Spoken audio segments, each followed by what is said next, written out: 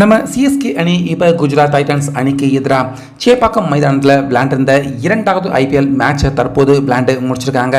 இப்படி இருக்க சரியான நேரத்தில் நம்ம எம்எஸ் தோனி அவர் 42வது வயதில் இன்னைக்கு பிடிச்ச யாருமே நம்ப முடியாத ஒரு அற்புதமான கேட்ச் தற்போது இந்த மேட்ச்சில் நம்ம சிஎஸ்கே அணிக்கு வெற்றியை மிகப்பெரிய அளவில் தேடி கொடுத்தது மட்டும் இல்லாமல் பாயிண்ட்ஸ் டேபிளில் மீண்டும் நம்ம சிஎஸ்கே அணி முதலாவது இடத்துக்கு வர்றதுக்கு ரொம்ப உதவியாக இருந்திருக்கு. அதாவது இன்னைக்கு கேப்டனாக ருத்ராஜ் பார்த்தீங்கன்னா அவருடைய இரண்டாவது மேட்ச்லையும் இன்னைக்கு டாஸ் தோத்துட்டாரு. ஆனாலுமே குஜராத் டைட்டன்ஸ் அணி நம்ம சிஎஸ்கே அணி ஃபர்ஸ்ட் பேட்டிங் பண்ணட்டும் அப்படின்னு சொல்ல ஓப்பனராக ருத்ராஜ், ரவீந்திரா இவங்க இரண்டு பேருமே களம் இறங்கியிருந்தாங்க. இதில் ரவீந்திரா அதிரடியான பேட்டிங் 20 பந்துக்கு 46 ரன் எடுத்தார். மறு முனையில் ருத்ராஜ் அவரும் 36 பந்துகள் விளையாண்டு 46 ரன்னுக்கு அவுட் ஆயிட்டாரு.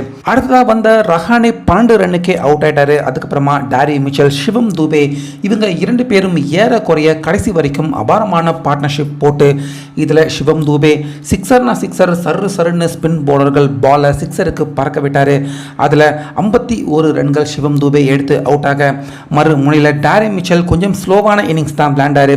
ஆனால் சமீர் ரிஸ்வி அவருடைய டெபியூட் பேட்டிங்கை இன்னைக்கு நம்ம சிஎஸ்கே அணிக்காக விளையாண்டாரு. முதலாவது பந்திலேயே சிக்ஸர் அடிச்சு கலக்கினாரு. ஆனாலுமே ரிஸ்வி அவுட் ஆக அதுக்கு அப்புறமா வந்த ரவீந்திர ஜடேஜா அவரும் ஒரு 7 ரன் எடுக்க கடைசியா 20 ஓவர் முழுசா விளையாண்டு 206 ரன்கள் நம்ம சிஎஸ்கே ரொம்ப பெரிய ஸ்கோர் எடுத்திருந்தாங்க. இப்படி இருக்க இந்த கடினமான ரன்னை சேசிங் பண்றதுக்காக உள்ள வந்த குஜராத் டைட்டன்ஸ் அணி பக்கம் சுப்மன் கில் 8 ரன்லேயே எல்பிடபிள்யூ ஆயிட்டாரு. சாஹா 21 ரன் எடுத்து அவுட் ஆக சரியான நேரத்தில் நம்ம தமிழக பிளேயர் சாய் சுதர்ஷன், விஜய் சங்கர் இரண்டு பேருமே பார்ட்னர்ஷிப் போட்டு கொஞ்ச நேரம் மேட்சை நவுத்தி கொண்டு போனாங்க.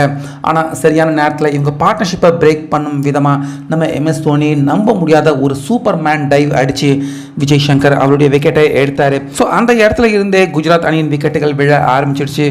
டேவிட் மில்லர், சாய் சுதர்ஷன் இப்படி யாருமே குஜராத் அணியின் ஸ்கோரை அடித்து உயர்த்த முடியாமல் சிஎஸ்கே அணியின் போலிங்கை ஃபேஸ் பண்ண ரொம்பவே கஷ்டப்பட்டாங்க. இதில் சாய் சுதர்ஷன் 37, டேவிட் மில்லர் 21, ரஷித் கான் அவர் கூட ஒரு ரன்னுக்கே அவுட் ஆயிட்டாரு. இப்படி அடுத்த பேட்ஸ்மேன்கள் சொதப்பலான ரன் மட்டுமே எடுக்க முடிஞ்சு பொட்டுன்னு விக்கெட் எழுந்ததால் கடைசியாக இந்த மேட்ச்சில் நம்ம சிஎஸ்கே அணி குஜராத் டைட்டன்ஸ் அணியை வீழ்த்தி இந்த மேட்ச்சில் மிகப்பெரிய ஒரு மார்ஜின் வித்தியாசத்தில் நம்ம சிஎஸ்கே அணி இப்போ ஜெயிச்சிருக்காங்க.